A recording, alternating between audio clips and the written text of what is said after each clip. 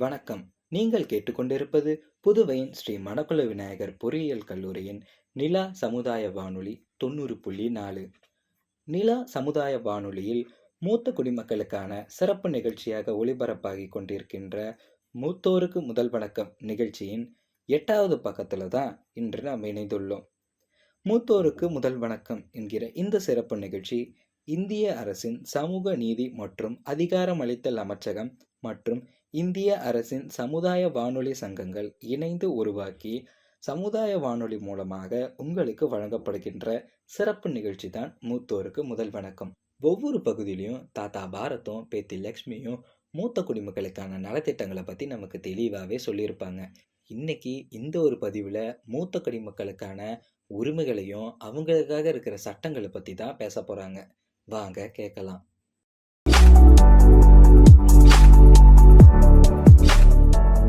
வணக்கம். மூத்தோருக்கு முதல் வணக்கம் சிறப்பு தொடர் நிகழ்ச்சிக்கு உங்கள் அனைவரையும் வரவேற்கின்றேன்.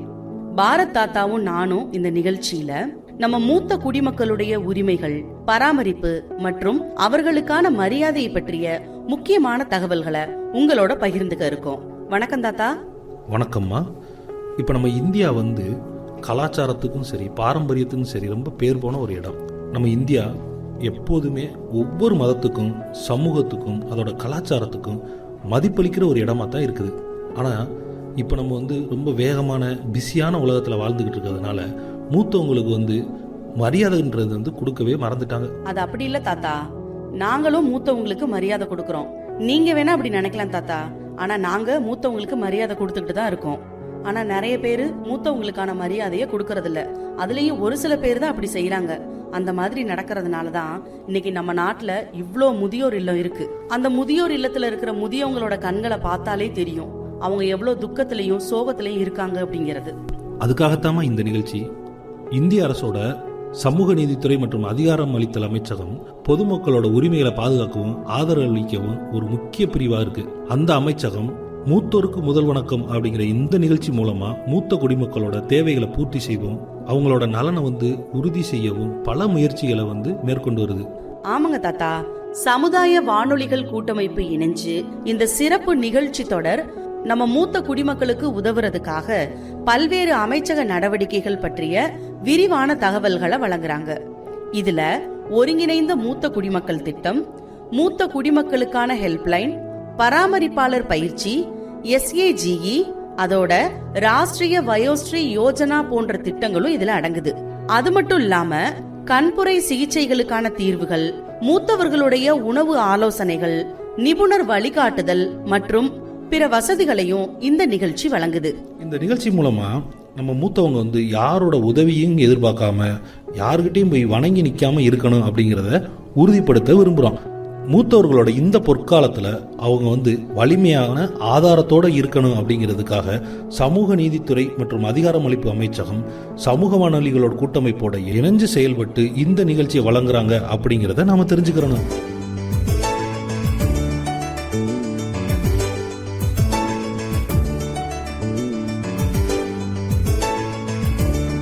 என்ன லட்சுமி, நானும் ரொம்ப நேரமா உங்களை கவனிச்சுக்கிட்டே இருக்கேன். இந்த செல்லை வச்சு பார்த்துக்கிட்டே இருக்கீங்க. அப்படி என்னதான் இருக்கு அந்த செல்லுல? இது ஒண்ணு கெட்டது இல்லையே தாத்தா. நமக்கு தெரிஞ்சவங்க கிட்ட நம்ம பேசிக்கலாம், அவங்களுக்கு வாழ்த்துக்களை பகிர்ந்துக்கலாம், அன்றாட உலகத்துல நடக்கிற விஷயங்களை உடனே தெரிஞ்சுக்கலாம். நீ சொல்றதெல்லாம் சரிதான் லட்சுமி. இப்ப செல்லுலயே எல்லாம் இருக்கு. இன்னும் சோசியல் மீடியாலாம் சொல்றாங்க, எல்லா விஷயமும் உங்களுக்கு அதிலே கிடைச்சிருது. ஆனா எங்க காலத்துல பார்த்தோம்னா நாங்க ஒரு தகவலை பகிர்ந்துக்கிறோம்னா கூட கடிதம் மூலமா தான் பகிர்ந்துகிட்டு இருந்தோம். நீங்க சொல்றது சரிதான் தாத்தா. ஆனா இன்னைக்கு இருக்கிற இந்த அவசரமான உலகத்துல யார் தாத்தா உட்காந்து லெட்டர்லாம் எழுதிக்கிட்டு இருக்கிறது? இப்போ இந்த போன் நம்ம கையில இருந்துச்சுன்னு வச்சுக்கோங்க, நீங்க எவ்வளவு தூரத்துல போனாலும் இந்த போன் இருக்கிறதுனால நம்ம பக்கத்திலே இருக்கிற மாதிரி இருக்கும் தாத்தா. ஆனா ஒரு உண்மையை சொல்றேன் லட்சுமி, இந்த நவீன உலகத்து மத்தியில எங்களோட பாரம்பரியம், மதிப்பு, மூத்தவர்களுக்கு கொடுக்க வேண்டிய மரியாதை இது எல்லாமே கொஞ்சம் கொஞ்சமா இழந்துகிட்டே வர்றோம். முன்னாடியெல்லாம் அரசு மூத்தவர்களுக்கான கொள்கைகளை அறிமுகப்படுத்துகிற போது விவாதங்கள்லாம் நடக்கும், எல்லாரும் அதில் ஈடுபடுவோம். ஆனால் இப்போ பாரு, எல்லாமே தொழில்நுட்பத்தோட இணைக்கப்பட்டதுனால மூத்தவர்களுக்கான உரிமை, சட்டங்கள் என்னெல்லாம் இருக்கு அப்படின்னு கூட தெரியறதுக்கு நேரமே இல்லை. நீங்க சொல்றது சரிதான் தாத்தா. இன்னைக்கு இருக்கிற சோசியல் மீடியால எல்லாத்தையுமே பகிர்ந்துக்கிறாங்க. ஆனா நம்ம மூத்தவங்களுக்கான என்னென்ன உரிமைகள் இருக்கு, அதுல கவர்மெண்ட்ல என்னென்ன சொல்றாங்க, இத பத்திலாம் அதுல சொல்றது இல்ல தாத்தா, பகிர்ந்துக்கிறதும் இல்ல. அத பத்தி எனக்கு எதுவும் தெரியாது தாத்தா, எனக்காக கொஞ்சம் சொல்றீங்களா? நம்ம மூத்தவங்களுக்கு என்ன சட்டதிட்டங்கள் இருக்குன்னு நானும் தெரிஞ்சுக்கிறேன். சொல்றேன் கேளு. மூத்த குடிமக்களோட நலனுக்காக இந்தியாவில் நிறைய சட்டங்கள் இருக்கு, அரசோட திட்டங்களும் இருக்கு. ஆனால் பிரச்சனை என்னன்னா, பல மூத்தவங்க அதை பற்றி தெரிஞ்சுக்கிறதே இல்லை. பல பேர் வந்து பார்த்தீங்கன்னா அவங்க குடும்பத்தினாலேயே வந்து தள்ளி வைக்கப்பட்டு வந்து புறக்கணிக்கப்படுறாங்கல்ல, அவங்கெல்லாம் நினைக்கிறாங்க நமக்கு வந்து எந்த உரிமையும் இல்லை, நம்ம இனிமேல் அவ்வளோதான், அந்த மாதிரி நினச்சிக்கிட்டு இருக்காங்க. அதை நினைச்சா ரொம்ப கஷ்டமா தான் தாத்தா இருக்கு.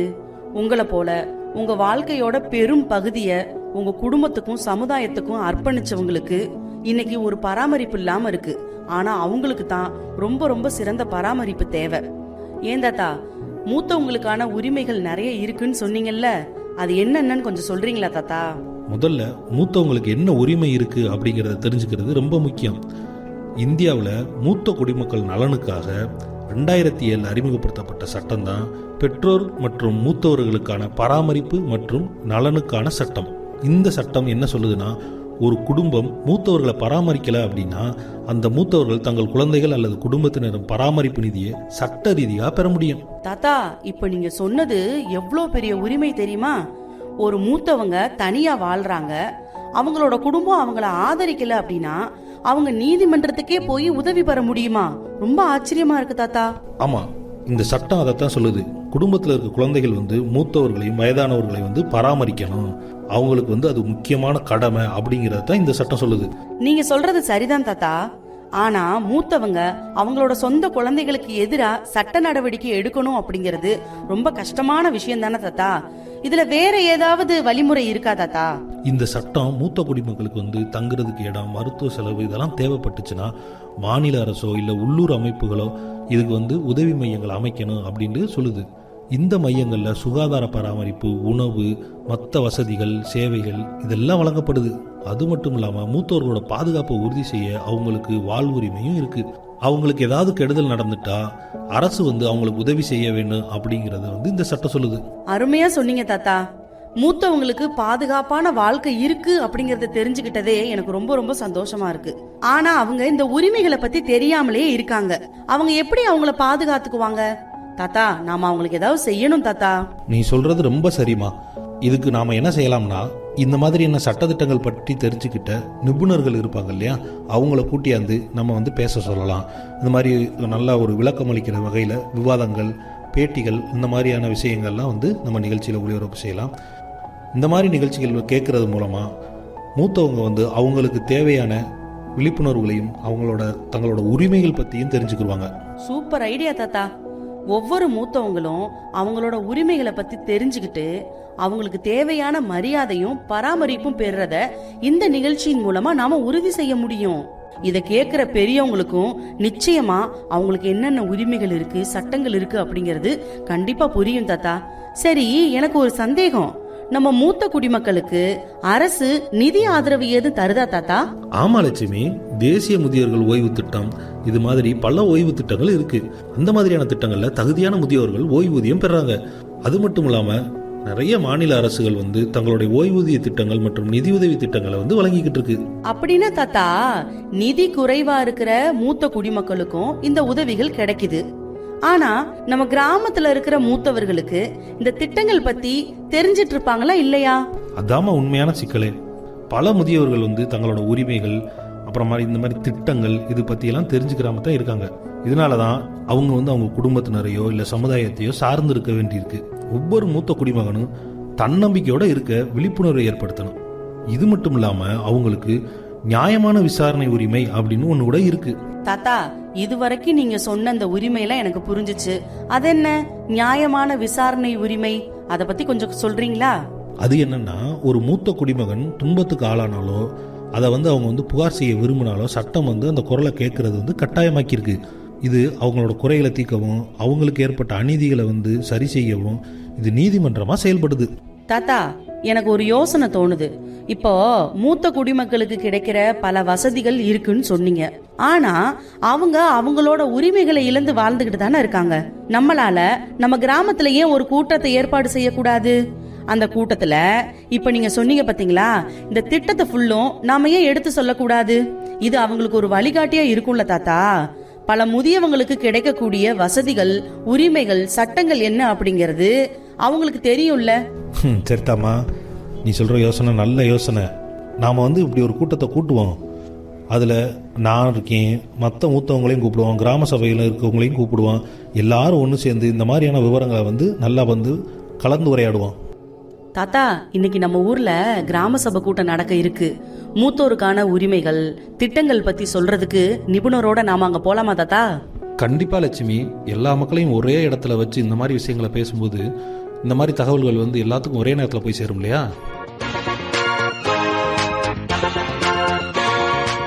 பெரியவங்க எல்லாருக்கும் வணக்கம். இன்னைக்கு நாம இந்த கிராம சபை கூட்டத்தை எதுக்காக ஏற்பாடு பண்ணியிருக்கோம் அப்படிங்கிறது உங்க எல்லாத்துக்குமே நல்லா தெரியும். நம்மளோட சமுதாய வானொலியில மூத்தோருக்கு முதல் வணக்கம் அப்படிங்கிற புதிய நிகழ்ச்சியை நானும் என்னோட தாத்தாவும் தொடர்ந்து கொடுத்துட்டு இருக்கோம். இன்னைக்கு இந்த நிகழ்ச்சியில மூத்தோருக்கான சட்டங்கள், நலத்திட்டங்கள், உரிமைகள் குறித்து நம்ம கூட பகிர்ந்துக்கிறதுக்கும் உங்களோட சந்தேகங்களுக்கு பதில் கொடுக்கறதுக்கும் மதுரை மாவட்ட மனித உரிமை ஆணையத்திலிருந்து சமூக ஆர்வலர் திரு கார்த்திக் அவர்கள் வந்திருக்காங்க. திரு கார்த்திக் சார் அவர்களை நம்ம கிராம மக்கள் சார்பாக இந்த நிகழ்ச்சியில் பங்கேற்கிறதுக்கு வருக நான் வரவேற்கிறேன். வணக்கம் கார்த்திக் சார். இப்போ நம்ம கிராமத்துக்கு மக்கள்கிட்ட எல்லாம் என்ன சொல்ல விரும்புகிறேன் அப்படின்னா, எல்லாரும் அமைதியாக இருந்து சார் என்ன சொல்கிறாங்களோ அதை முழுமையாக கேட்டுக்கிட்டு அதுக்கப்புறம் உங்களுக்கு ஏதாவது சந்தேகம் இருந்தால் சார்கிட்ட நீங்கள் கேட்டு தெளிவு பெறலாம். சரிங்களா? அனைவருக்கும் வணக்கம். என்னுடைய பெயர் கார்த்திக். நான் 15 ஆண்டு காலமாக சமூக பணியில் ஈடுபட்டு வரேன். இந்த அமர்வோட தலைப்பே பாத்தீங்கன்னா முதியோர்களுக்கான வணக்கம். தலைப்பே இன்னைக்கு ஒரு பேசக்கூடிய ஒரு முக்கியமான ஒரு தலைப்பா தேர்ந்தெடுத்திருக்காங்க. முதல்ல இந்த மாதிரி ஒரு நிகழ்வை ஏற்பாடு செய்த சமூக வானொலிக்கு நான் நன்றி தெரிவிச்சுக்கிறேன். இன்னைக்கு நம்ம முதியோர்களை எப்படி பாக்குறோமோ, சொல்ல போனா உண்மையுமே நம்ம முதியோர்களை பாக்குறது இல்லைங்கிறது தான் யதார்த்தமான உண்மை. முதியோர்களை நம்ம பார்க்கணுங்கிறது தான் இந்த கருத்தரங்கம். ஏன்னா இன்னைக்கு சமூகத்துல பாத்தீங்கன்னா ரொம்ப வீக்கஸ்ட் செக்ஷன்ல இருக்கக்கூடியவங்க பெண்கள், குழந்தைகள், முதியவர்கள். அந்த இடத்துல முதியவர்கள் அதனால முதியவர்கள் மீதான வன்முறை தமிழ்நாட்டுல அதிகமா நடக்குதுங்கிறத ஒரு சமீபத்துல ஒரு ஆய்வுல இருக்கக்கூடிய ஒரு புள்ளி விவரங்கள் தெரிவிக்குது. சோ இன்னைக்கு நம்ம முதியோர்கள் எப்படி பாக்குறோம் அப்படிங்கறதான் முக்கியமான ஒரு விஷயம். ஐக்கிய நாடுகளின் கணக்குப்படி பாத்தீங்கன்னா 2019 உலகத்துல 70.3 கோடி மக்கள் 65 வயதுக்கு மேற்பட்டவர்கள். இதுதான் ஐக்கிய நாடுகளோட புள்ளி விவரம். இது உலக மக்கள் தொகையில பாத்தீங்கன்னா 16%. உலக முதியோர்கள் மக்கள் தொகையில் இந்தியா 2வது இடத்துல இருக்குங்கிறது தான் உண்மை. கடந்த 1999ஆம் ஆண்டு ஒரு டிராப்ட் முதியோருக்கான ஒரு டிராப்ட் உருவாக்கிருக்காங்க. அதாவது டிராப்ட்னா வரைவு கொள்கை உருவாக்கிருக்காங்க. அந்த வரைவு கொள்கையோட முக்கிய நோக்கம் என்ன அப்படின்னா, 60 வயதுக்கு மேற்பட்டவர்கள் முதியவர்கள். அவர்கள் முதியவர்கள் சொல்லக்கூடாது, மூத்த குடிமகன்கள், சீனியர் சிட்டிசன் என்று அழைக்க வேண்டும். 1999 இது நடைமுறைக்கே கொண்டு வரப்பட்டது. நீங்க இப்படி எடுத்துக்கலாம். இந்தியாவில் பாத்தீங்கன்னா 60 வயதுக்கு மேற்பட்டவர்கள் முதியவர்கள். அதே இதுல நீங்க உலக நாடுகள் எடுத்துட்டீங்க அப்படின்னா 65 வயதுக்கு மேற்பட்டவர்கள் தான். யூஎன் இது பத்தி பாத்தீங்கன்னா 65 வயதுக்கு மேற்பட்டவர்கள் தான் முதியவர்கள்ங்கிற ஒரு கிரியாரிட்டி பிக்ஸ் பண்ணிருக்காங்க. இந்தியாவில் முதியோருடைய எண்ணிக்கை அதிகமா இருக்கக்கூடிய மாநிலம் கேரளா 16.5%. 2வதா தமிழ்நாடு 13.6%. 3வதா ஹிமாச்சல் 13.1%. 4வதா பஞ்சாப் 12.6%. இந்த வரிசையில நீங்க எடுத்துக்கிட்டீங்க அப்படின்னா மிக குறைவான பட்டியல்ல பாத்தீங்கன்னா பீகார் 7.7% இருக்கு. இப்படிதான் நீங்க முதியோருடைய எண்ணிக்கை இந்தியாவில் இருக்க மாநிலங்கள் நம்ம வரையறைக்கு உட்படுத்தப்படுகிறது. 2022 ஒரு புள்ளி விவரம் எடுக்கப்பட்டது பாத்தீங்கன்னா, தமிழ்நாட்டுல தினசரி பிறப்பு விகிதத்தை விட முதியோர்களோட எண்ணிக்கை அதிகரித்து வருகிறது. அதாவது தினசரி பிறக்கக்கூடிய பிறப்பு சதவீதம் குறைந்து முதியவர்களோட எண்ணிக்கை சதவீதம் அதிகரித்து வருகிறது தான் மிக அதிர்ச்சியான ஒரு டேட்டா. அதிகமான முதியோர் காப்பகங்கள் இருக்கக்கூடிய மாநில பட்டியல தமிழ்நாடு முதலிடத்துல இருக்கு. கேரளா பாத்தீங்கன்னா முதியோர் எண்ணிக்கையில அதிகமா இருக்காங்க. ஆனா அங்க கூட அதிகமான காப்பகங்கள் இல்லை. ஆனா 2வது இடத்துல இருக்கக்கூடிய தமிழ்நாடு இன்னைக்கு முதியோர்கள் காப்பகம் அதிகமாக இருக்கக்கூடிய இடத்துல முதலிடத்துல இருக்குது. ஏன்னா இதுக்கு பாத்தீங்க அப்படின்னா இன்னைக்கு முதியோர்களை பாதுகாப்பதுங்கிறது ஒரு சேவை, இதையெல்லாம் தாண்டி இன்னைக்கு ஒரு பிசினஸ் ஆகவும் ஒரு வர்த்தக மையமாகவும் மாறிக்கிட்டு இருக்குங்கிறதான் யதார்த்தமான உண்மை. முதியோர்களுக்கு நலன் கருதி ஒரு டிராப்ட் உருவாயிருக்கு, வரைவு கொள்கைன்னு சொல்லுவாங்க. அந்த வரைவு கொள்கை உருவாயிருக்கு. ஆனா இன்னும் அது திட்டமாக நடைமுறைப்படுத்தப்படவில்லை. அந்த வரைவு கொள்கையோட சிறப்பு அம்சம் என்ன அப்படின்னா, 60 வயதுக்கு மேற்பட்ட முதியோர்களுக்கு வந்து இன்சூரன்ஸ் செய்து கொடுப்பது. ஆரம்ப காலகட்டங்களுக்கே வந்து அவங்களுக்கு வந்து இன்சூரன்ஸ் வந்து இருக்கும். பின்னாடி ஃபியூச்சர்ல வந்து அந்த இன்சூரன்ஸ் பணம் வந்து அவங்களை பாதுகாக்கக்கூடிய, அவங்க ஒரு செக்யூரிட்டி மெக்கானிசத்துக்குள்ள இருக்கக்கூடிய ஒரு நிலைமையை கொண்டு வரணுங்கிறதுக்காக அந்த ஒரு அந்த வரைவில் வந்து முக்கியமான ஒரு பாயிண்ட் இருக்கு. ரெண்டாவது வந்து முதியோர்களுக்கு தனியாக ரேஷன் கார்டு கொடுக்கணும் அப்படிங்கிற அந்த வரைவில் வந்து முக்கியமான ஒரு சிறப்பு அம்சமா சொல்லப்படுகிறது. மூன்றாவது வந்து முதியோர்களுக்கான மருத்துவ காப்பீடு, இலவச மருத்துவ காப்பீடு இருக்கணும் அப்படிங்கிற இந்த மாதிரி சில பல்வேறு சிறப்பு அம்சங்களை உள்ளிட்ட அந்த வரைவை வந்து உருவாக்கியிருக்காங்க. அதே மாதிரி வந்து பாத்தீங்க அப்படின்னா முதியோர்களுக்கான சட்டம் அப்படின்னு பாத்தீங்க அப்படின்னா maintenance and welfare of parents and senior citizen act 2007 வந்து இது வந்து கொண்டு வரப்பட்டது. தமிழ்ல சொல்லணும் அப்படின்னா பெற்றோர்கள் மூத்த குடிமக்கள் பராமரிப்பு நல சட்டம் 2007.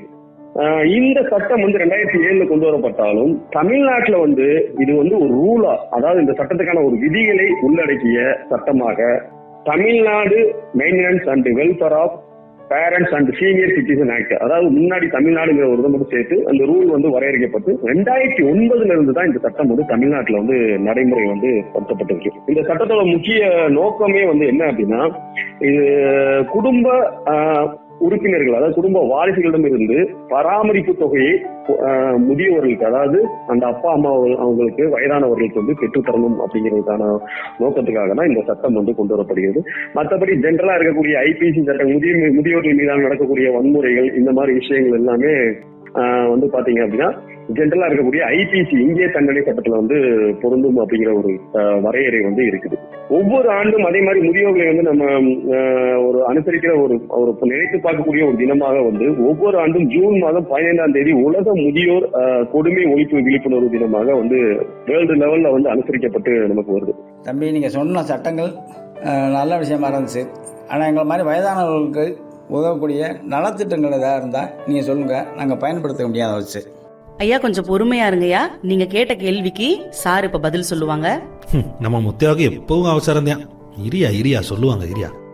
முதியோருக்கான திட்டங்கள் என்னென்ன இருக்கு அப்படின்னு பாத்தீங்க அப்படின்னா, இந்திரா காந்தி தேசிய முதியோர் ஓய்வூதிய திட்டம், வயோஸ்ரீ யோஜனா, வச்சிதம் மெடிக்கல் பாலிசி, சென்ட்ரல் கவர்மெண்ட் மத்திய அரசின் சமூக நீதி மற்றும் அதிகாரம் அளித்தல் அமைச்சகத்துல வந்து ஒரு திட்டம் வந்து இருக்காங்க. அதாவது அந்த திட்டத்தோட பேர் என்னன்னா மறுவாழ்வு நடவடிக்கைகள் மற்றும் முதியோர்களுக்கான ஒருங்கிணைந்த திட்டம் அப்படிங்கிறது தான். இந்த திட்டத்தோட முக்கிய நோக்கமே வந்து என்ன அப்படின்னா, முதியோர்களுக்கான தங்குமிடம், உணவு, மருத்துவம் மற்றும் பொழுதுபோக்குகள் மூலம் அவர்களின் வாழ்க்கை தரத்தை மேம்படுத்துவதுங்கிறது தான் இந்த முக்கியமான ஒரு நோக்கமா வந்து உள்ளடக்கியதை வச்சு இந்த வந்து மத்திய அமைச்சரகம் வந்து இந்த ஒரு திட்டத்தை வந்து செயல்படுத்தாங்க. அதே மாதிரி வந்து பாத்தீங்க அப்படின்னா கிராமிய அபிவிருத்தி சமூக பாதுகாப்பு மற்றும் வலுவூட்டும் அமைச்சகம் வந்து முதியோர்களுக்கான தேசிய செயலாக்கம் ஒன்றை உருவாக்கி இருக்குது. அந்த செயலாக்கத்தோட முக்கிய குறிக்கோள் வந்து என்ன அப்படின்னா, முதியோர்களின் உரிமைகளை பாதுகாத்தல் மற்றும் மேம்படுத்துதல். இரண்டாவதா வந்து முதியோர்களோட பிரச்சனைகளை கண்டறிந்து அதற்கான தீர்வுகளை முன்வைத்தல். மூன்றாவது முதியோர்களின் அறிவு, திறமை, அனுபவம் போன்றவற்றின் மூலம் பல்வேறு நிகழ்ச்சி திட்டங்கள் மூலம் அபிவிருத்தியை பயன்படுத்துவது. இந்த 3 முக்கிய குறிக்கோள்களுக்காக தான் இந்த அமைச்சகம், அதாவது கிராமிய அபிவிருத்தி சமூக பாதுகாப்பு மற்றும் வலுவூட்டு அமைச்சகம் வந்து பாத்தீங்கன்னா முதியோர்களுக்கான தேசிய அளவிலான ஒரு செயலாக்கத்தை வந்து உருவாக்கி இருக்குங்கிறது தான் இன்னைக்கு வந்து நடைமுறையில் இருக்கக்கூடிய ஒரு விஷயம். வணக்கம் சார், என் பேர் செல்வராஜ். நான் வந்து இளைஞர் மன்ற தலைவராக இருக்கேன். முதல்ல உங்களுக்கு ஒரு பெரிய நன்றி சொல்லிக்கிறேன் சார். ஏன்னா கிராம சபை கூட்டத்தில் வந்து நிறைய திட்டங்களை பற்றி சொன்னீங்க, ரொம்ப யூஸ்ஃபுல்லாக இருந்துச்சு சார். Thank you sir. இதே மாதிரி எங்கள் ஊரில் நிறைய முதியோர்கள் இருக்காங்க சார். அவங்களால இந்த மாதிரி ஆஃபீஸ்லாம் போய் அலைஞ்சு தெரிஞ்சு இந்த மாதிரி நலத்திட்டங்களில் பயனடைய ரொம்ப கஷ்டப்படுறாங்க. அவங்களுக்கு எங்களால் முடிஞ்ச அளவு எங்கள் இளைஞர் நற்பணி மன்றத்தால் முடிஞ்ச உதவிகள் ஏதாவது பண்ண முடியுமா? அதை பற்றி ஏதாவது சொன்னீங்கன்னா கொஞ்சம் பயனுள்ளதாக இருக்கும் சார். கண்டிப்பா. இன்னைக்கு இளைஞர்கள் வந்து இளைஞரோட பங்களிப்பு வந்து முதியோர்களுக்கு இருக்கு. முதியோர்களோட நலன்ல வந்து நாட் ஓன்லி இளைஞர்கள் மட்டும் இல்லை, எல்லாருக்குமே இங்க பங்கு இருக்குங்கிறது தான், கூடுதலா இளைஞர்களுக்கு இருக்குங்கிறது தான். இன்னைக்கு வந்து நீங்க ஒரு வெளியே இருக்க முதியோர்களை பார்க்க முடியலன்னா கூட பரவாயில்ல, உங்க வீட்டுல இருக்க தாத்தா பாட்டிகளையாவது வந்து நீங்க கண்காணிக்க வேண்டிய ஒரு சிஸ்டத்துக்குள்ள நீங்க வரணும். அவங்களோட ஹெல்த் என்ன மாதிரி இருக்கு, அவங்களோட ஃபுட்டு வந்து என்ன மாதிரி இருக்கு, அவங்களோட வாழ்வியல் என்ன மாதிரி இருக்கு. இப்ப நம்ம ஒரு ஜெனரேஷன் வந்து நம்ம வந்து ஒரு கட்டமைப்புல வாழ்ந்துட்டு இருக்கோம். இன்னைக்கு ஒரு ஆண்ட்ராய்டு மொபைல் இருந்தா நம்ம உலகம் நம்ம கையில, ஆனா அவங்க அந்த கட்டமைப்புல இல்லாத ஒரு உலகத்துல வாழ்ந்தவங்க. இன்ன வரைக்கும் பாத்தீங்கன்னா ஒரு தபால் போஸ்ட் கார்டு அந்த இதுதான் அவங்களுக்கு பெரிய மகிழ்ச்சியாவே இருக்கக்கூடிய ஒரு விஷயமா இருந்தது. அந்த காலகட்டங்கள்ல தாத்தா பாட்டியில இருக்கக்கூடிய ஒரு காலகட்டங்கள் வந்து பாத்தீங்க அப்படின்னா போஸ்ட் கார்டு லெட்டர் வந்துச்சு அப்படின்னாலே பயங்கரமான ஒரு மகிழ்ச்சியா இருக்கக்கூடிய ஒரு விஷயமா இருக்கக்கூடிய ஒரு காலகட்டமா இருந்த ஒரு விஷயம். இன்னைக்கு வந்து பாத்தீங்கன்னா நம்ம வந்து அதை சுருக்கி வந்து ஒரு மொபைலுக்கு வந்து நம்ம வாழ்ந்துட்டு இருக்கோம். மொபைல் இருந்துச்சுன்னா சாப்பாடு தண்ணி எல்லாம் இல்லாம இருக்காங்களோ இல்லையோ, இன்னைக்கு இருக்க இளைஞர்கள் வந்து மொபைல் இல்லாம யாருமே இருக்கிறது இல்லை. எனக்கு தெரிஞ்சு சமீபத்துல தமிழ்நாட்டுல 2 படுகொலைகள் வந்து பாத்தீங்கன்னா பெத்த அம்மாவே வந்து வேலைக்கு போயிட்டு வந்தவங்களும் மொபைல் வாங்கி தர, ஒரு ஆண்ட்ராய்டு மொபைல் வாங்கி தரலங்கிறதுக்காண்டி அம்மாவை படுகொலை பண்ண சம்பவமும் இங்க நடந்திருக்குது. ஸோ இப்போ நம்ம என்ன மாதிரி ஒரு சொசைட்டில என்ன மாதிரி ஒரு மெயின் ஸ்ட்ரீட் மீடியா சொசைட்டிக்குள்ள வாழ்றோங்கிறதா நம்ம பார்க்குற ஒரு விஷயம். நம்ம வந்து என்னன்னா முதியோர்ல வந்து பாதுகாக்கணுங்கிறதுலாம் ரெண்டாவது, முதியோருக்கான என்ன சொல்றது நலன் சார்ந்த விஷயங்களும் முதியோருக்கான மரியாதை கொடுத்தாலே வந்து போதும். இன்னைக்கு யாரு முதியோர்கிட்ட உட்காந்து பேசுறா? இன்னைக்கு அதுதான் மிகப்பெரிய ஒரு கேள்வியா இருக்கு. நீங்க நம்ம தாத்தா பாட்டி நம்ம வீட்டுல இருக்கவங்கள்ட்ட முதியோர்கிட்ட வந்து நம்ம நேரம் செலவழிக்கிறோமா அப்படிங்கறதா இன்னைக்கு. என்ன வேணா இருந்துட்டு போட்டோம், நம்ம வர்த்தகத்துக்காக ஓடுறோம், பொருளாதாரத்துக்காக ஓடுறோம், குடும்ப சூழ்நிலைக்காக ஓடுறோம், என்ன வேணா இருந்துட்டு போட்டோம். ஆனா அதை தாண்டி அவங்ககிட்ட வந்து நம்ம நேரம் செலவழிக்கிறோமா அப்படிங்கிறதா. எல்லாருமே யதார்த்தமா சொல்லுவாங்க, முதியோர்கள் வந்து ஒரு வயசாயிருச்சு அப்படின்னா அவங்களுக்கு குழந்தைகள் தான். இன்னைக்கு நம்ம குழந்தைகள்கிட்ட காட்டுற அக்கறை, நம்ம குழந்தைகள் மீது இருக்கிற பாசம் வந்து அந்த நம்ம தாத்தா பாட்டி மேல நம்ம இருக்கா அப்படிங்கிறதா மிகப்பெரிய ஒரு கேள்வி இருக்கு. இன்னைக்கு நம்ம அப்பா அம்மாவே நம்ம அப்படி பாக்குறோமா அப்படிங்கிறதா கேள்வி. நம்ம வந்து வளர்த்துருப்பாங்க, கஷ்டப்பட்டிருப்பாங்க, இதெல்லாம் வந்து ஒரு சென்டிமெண்ட் அந்த மாதிரி ஒரு விஷயமா கொண்டு போகாம யதார்த்தமா நீங்க பாருங்க, அவங்க வந்து ஒரு வாழ்ந்த கட்டமைப்புல என்ன மாதிரி சூழல்ல என்ன மாதிரி சிக்கல்களை வந்து நம்மளை உருவாக்கி இந்த மாதிரி ஒரு கட்டமைப்பு வந்து கொண்டு நம்மள வச்சிருப்பாங்க. சோ இந்த நிலைமை வந்து ஒவ்வொரு இளைஞர்கள் வந்து என்ன இருக்கணும்னா, நாளைக்கு இந்த இடத்துக்கு நம்ம வந்துடக்கூடாது, அப்ப நம்ம இதை சரி செய்ய வேண்டிய பொறுப்பு நம்மகிட்ட இருக்கு. அப்ப இந்த லெவல்ல வந்து நம்ம தான் சரி பண்ணணும் அப்படிங்கிற ஒரு பொறுப்பை வந்து இன்னைக்கு இருக்கக்கூடிய இளைஞர்கள் உணர்ந்தார்கள் அப்படின்னா, இனி வர காலகட்டங்கள்ல இந்த மாதிரி ஒரு முதியோர்கள் மீதான ஒரு பாதுகாப்பு, முதியோர்கள் மீதான ஒரு நலன் வந்து இன்னும் கூடுதலா சொல்ல போனா முதியோர் காப்பகமே இல்லாம இருக்கக்கூடிய ஒரு சூழ்நிலை வந்து உருவாகுகிறது தான் உண்மை. சார் வணக்கங்க சார். நான் வந்து சுயஉதவி குழுவில் வேலை பார்க்குறேன். 20 குழு நடத்திக்கிட்டு இருக்கேன். அதில் வந்து 400 உறுப்பினர்கள் இருக்காங்க. நீங்கள் சொல்கிற சட்டத்திட்டங்களில் வந்து இந்த எங்களோட மக்களுக்கு முதியோர்களாக இருக்கவங்களுக்கு வந்து எந்த வகையில் நாங்கள் உதவி செஞ்சோம்னா போய் சேரும், அதை சொல்லுங்கள் சார். நிச்சயமா நீங்க சுயஉதவி குழு வந்து நிச்சயமா இப்ப நீங்க ஒண்ணும் இல்ல, உங்க பகுதியில இருக்கக்கூடிய முதியோர்களை வந்து நீங்க அவங்களுக்கான நலத்திட்டங்கள்ல நீங்க வாங்கி கொடுக்கலாம். உதாரணத்துக்கு அவங்களுக்கு இந்த 1000 ரூபாய் பென்ஷன், அந்த 1000 ரூபாய் பென்ஷனுங்கிறதே இன்னைக்கு வந்து அவங்களுக்கு பெரிய ஒரு நம்மளை பொறுத்தளவுக்கு ஒரு என்ன சொல்றது ஒரு டேக்கான ஒரு மணி. ஆனா அந்த 1000 ரூபாய் பென்ஷனுக்காண்டி இன்னும் பல போராட்டங்கள்ல பல இடங்கள்ல மனு கொடுத்துக்கிட்டு இன்னும் கிடைக்காம இன்னும் அலைஞ்சிக்கிட்டு மாவட்ட ஆட்சியர் அலுவலகத்துக்கு வந்து அலைஞ்சிக்கிட்டே இருக்கக்கூடிய முதியோர்கள் இருக்காங்க. சோ இது வந்து நீங்க வந்து இந்த மாதிரி ஒரு சுய உதவி குழுல நீங்க இருக்கிறீங்க, இந்த மாதிரி ஒரு விஷயங்களை நீங்க எடுக்கிறீங்க அப்படின்னா கண்டிப்பான முறையில வந்து அவங்களுக்கு ஒரு சப்போர்ட்டிவா நீங்க கொண்டு போகலாம். இன்னைக்கு வந்து நீங்க அதுக்காண்டி நீங்க கேட்கலாம், நான் வந்து அந்த முதியோருக்காண்டி நான் போய் அலைய முடியுமா அப்படி சொல்ல வரல நான். இன்னைக்கு வந்து நீங்க அந்த பகுதியில் இருக்கக்கூடிய முதியோர்களுக்கு வந்து நீங்க நேரடியா போய் கலெக்டரேட்ல அப்ளை பண்ணணும் கூட அவசியம் கிடையாது. நீங்க எனக்கு எல்லாமே ஆன்லைன் சிஸ்டமா மாறிடுச்சு. இன்னைக்கு ஆன்லைன் மூலமாவே நீங்க வந்து அவங்களுக்கு அப்ளை பண்ணி கொடுக்கலாம் அந்த முதியோருக்கு. ஏன்னா அவங்களுக்கு அதை பத்தின விஷயங்கள் தெரியாம இருக்கும் முதியோருக்கு. இன்னும் கூடுதலா சொல்ல போனா அப்படின்னா முதியோருக்கான கட்டணம் இல்லாத டோல் ஃப்ரீ நம்பர் இருக்கு, தொலைபேசி எண் இருக்கு. அவங்க முதியோருக்கான கட்டணம் இல்லாம சேவை செய்யக்கூடிய அரசால் அங்கீகரிக்கப்படக்கூடிய ஒரு நம்பர் இருக்கு. அந்த நம்பர் பாத்தீங்கன்னா 14567, அதாவது 14567, அதாவது 1ஆம் நம்பர் மட்டும்தான், மற்றபடி 4567ங்கிறது வரிசையா சீரியல்ல வந்து வரிசையா இருக்கக்கூடிய ஒரு நம்பர். இது ரொம்ப எளிமையா வந்து எல்லாமே மனப்பாடம் பண்ணக்கூடிய ஒரு விஷயங்கள். முதியோர் இந்த நம்பர் இந்த சேவை மையத்தோட முக்கிய நோக்கமே வந்து என்ன அப்படின்னா முதியோர்களோட பராமரிப்பு சேவைகளை வந்து வழங்குறது, ஓய்வூதியம், அதுக்கப்புறம் வந்து திட்டங்கள் தொடர்பான தகவல்களை வந்து நீங்க தெரிவித்துக்கலாம்.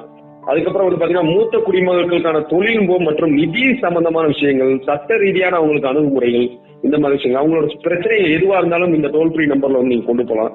ஸோ இந்த மாதிரி டோல் ஃப்ரீ நம்பரை வந்து நீங்க பயன்படுத்தலாம். நீங்க வந்து நீங்க செய்யறத விட அரசை வந்து செய்ய வைக்கிறது தான் உங்களுடைய முக்கியமான ஒரு நோக்கமா இருக்கும். நீங்க இணைந்து செய்யணும். அதே நேரத்துல அரசையும் வந்து செய்ய வேண்டிய ஒரு கடப்பாட்டையும் உருவாக்க வேண்டிய பொறுப்பும் வந்து நம் அனைவர் முன்னாடி முன்வைத்து என்னுடைய உரையை வந்து முடித்துக் கொள்கிறேன். வாய்ப்பிற்கு நன்றி. நன்றி கார்த்திக் சார். இவ்வளவு நேரம் எங்க கிராம மக்களுக்கு முதியோருக்கான நலத்திட்டம், சட்டங்கள், உரிமைகள் குறித்து ரொம்ப தெளிவா சொன்னீங்க. அதோட எங்க மக்கள் கேட்ட கேள்விக்கும் ரொம்ப அழகா விளக்கம் கொடுத்தீங்க. அனைவரோட சார்பாகவும் நானும் எங்க தாத்தாவும் உங்களுக்கு நன்றியை தெரிவிச்சுக்கிறோம். நன்றி சார். நன்றி. நன்றி.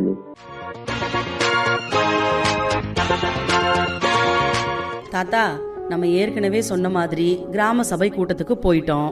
அங்க இருக்க மூத்தவங்க கிட்ட இந்த உரிமைகளை பத்தி எல்லாம் நம்ம தகவல் சொன்னோம். அவங்க உதவியற்றவர்களா தனியாகவும் இல்ல அப்படிங்கறத நம்ம விளக்கி சொல்லிட்டோம்.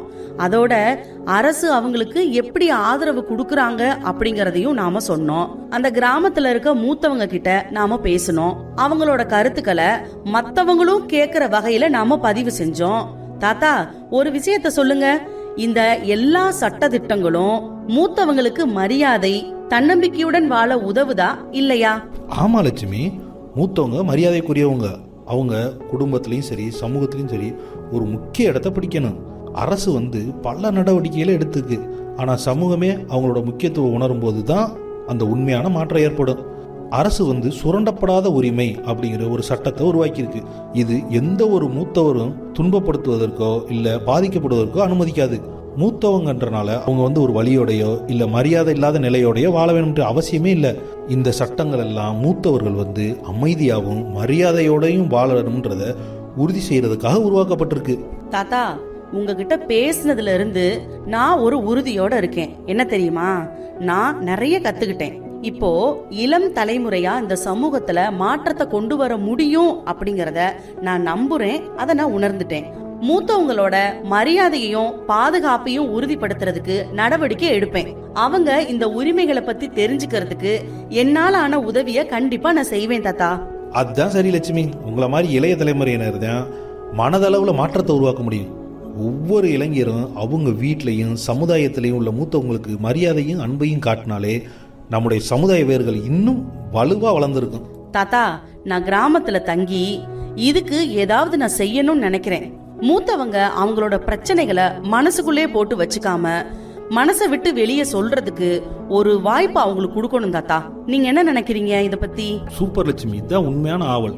இந்த மாதிரி ஒவ்வொரு இளைஞரும் வந்து ஒரு ஆர்வத்தை கொண்டு இருந்தாங்கன்னா நம்ம மூத்தவங்க வாழ்க்கையில மகிழ்ச்சியே நிரம்பி இருக்கும். நீ இதை தீவிரமா உணர்ந்தது வந்து எனக்கு ரொம்ப மகிழ்ச்சியா இருக்கு. ஒவ்வொரு மூத்தவங்களுக்கும் தன்னம்பிக்கையோடையும் மரியாதையோடையும் வாழ்ற உரிமை இருக்கு. நாம அவங்களுக்கு அந்த வாய்ப்பையும் தளத்தையும் ஏற்படுத்தி கொடுத்தோம்னாலே சமூகத்துல மாற்றம் இயல்பா ஏற்பட்டுரும். தாத்தா, நாம மூத்த குடிமக்கள் ஆதரவு குழு அப்படின்னு ஒரு குழு அமைக்கலாம். இந்த குழு கிராமத்துல இருக்கிற மூத்தவங்க அவங்களுக்கான உரிமை, நலன் இது பத்தின விழிப்புணர்வை கொடுக்கும். அவங்களுக்கு உதவி தேவைப்படும் போது நம்மளோட இளம் தலைமுறை அவங்க பக்கத்துல நின்னு அவங்களுக்கு சப்போர்ட்டா இருக்கும். பரவாயில்ல லட்சுமி, இன்னைக்கு நல்ல நல்ல யோசனையா சொல்லிக்கிட்டு இருக்க. இந்த முயற்சி மூத்தவங்களுக்கு உரிமையும் மரியாதையும் வாழ் உரிமையும் வழங்குறதுக்கு ரொம்ப முக்கியமானதா இருக்கும். ஒவ்வொரு இதுலையும் ஆதரிக்கிறேமா. நேயர்களே, இந்த நிகழ்ச்சியில வழங்கப்படுற கருத்துக்களை நீங்க பயன்படுத்தல அப்படின்னா நாங்க உங்க வீடு தேடி வந்து இந்த தகவல்களை எல்லாம் சொன்னது எந்த அர்த்தமுமே இல்லாம ஆயிரும். அதனால இந்த நிகழ்ச்சியில வழங்கப்பட்ட கருத்துக்களை உங்க பகுதிகளில் இருக்கிற பெரியவங்களுக்கும் இந்த தகவல் சென்றடையும்படி நீங்க செய்யணும். லட்சுமி, இந்த நிகழ்ச்சி ஏற்கனவே நம்ம நாட்டுல பல பகுதிகளில் ஆயிரக்கணக்கான மூத்தவர்களுக்கு பயனுள்ளதா இருக்கு. மூத்தவர்களே, உங்களுக்கு ஏதாவது உதவி தேவைப்பட்டுச்சு அப்படின்னா உங்களுக்குன்னே இருக்கிற 1456 அப்படிங்கிற எண்ணிற்கு தொடர்பு கொள்ளுங்க. அப்படி இல்லைன்னா உங்க பகுதியில இருக்கிற சமுதாய வானொலி நிலையத்தை தொடர்பு கொள்ளுங்க. நீங்க எந்த நேரத்திலையும் இந்த எண்களுக்கு தொடர்பு கொள்ளுங்க. உங்க பிரச்சனைகளுக்கான தீர்வுகள் உங்களுக்கு கிடைக்கும். அரசோட சேர்ந்து 200க்கும் மேற்பட்ட சமுதாய வானொலி நிலையங்கள் மூத்தவர்களுக்கான உரிமைகள் பற்றிய விழிப்புணர்வை ஏற்படுத்த வேலையை செஞ்சுக்கிட்டு இருக்காங்க. மேலும் முதியோர்களுக்கான நலத்திட்டங்கள் குறித்த பல தகவல்களோட அடுத்த மூத்தோருக்கு முதல் வணக்கம் நிகழ்ச்சியில உங்களை சந்திக்கிறோம். நன்றி நேயர்களே. இதுவரை நீங்கள் நிலா சமுதாய வானொலி 90.4 ராஷ்டிரிய வயோதிக யோஜனாவின் சிறப்பு நிகழ்ச்சியான மூத்தோருக்கு முதல் வணக்கம் நிகழ்ச்சியை கேட்டீர்கள். இந்த நிகழ்ச்சியை பற்றிய உங்களுடைய கருத்துக்களை எங்களிடம் பகிர்ந்து கொள்ளுமாறு கேட்டுக்கொள்கிறோம். தொடர்பு கொள்ள வேண்டிய வாட்ஸ்அப் எண் 9629124512. உங்களுடைய கருத்துக்களை வாட்ஸ்அப் மூலமாகவும் நீங்கள் பதிவிடலாம். இந்த நிகழ்ச்சியானது இந்திய அரசின் சமூக நீதி மற்றும் அதிகாரமளித்தல் அமைச்சகம் மற்றும் இந்திய அரசின் சமுதாய வானொலி சங்கங்கள் இணைந்து சமுதாய வானொலி வாயிலாக உங்களுக்கு வழங்கியது. மத்திய மற்றும் மாநில அரசுகள் இணைந்து தமிழக அரசின் சமூக நலத்துறை கீழ் இத்திட்டங்களை செயல்படுத்தப்படுகின்றன. இத்துடன் இன்றைய நிகழ்ச்சி நிறைவடைகிறது. மூத்தோருக்கு பயன்பெறும் செய்தி தொகுப்புடன் மீண்டும் அடுத்த நிகழ்ச்சியில் சந்திக்கும் வரை உங்களிடமிருந்து விடைபெறுவது நிலா சமுதாய வானொலி 90.4. நன்றி.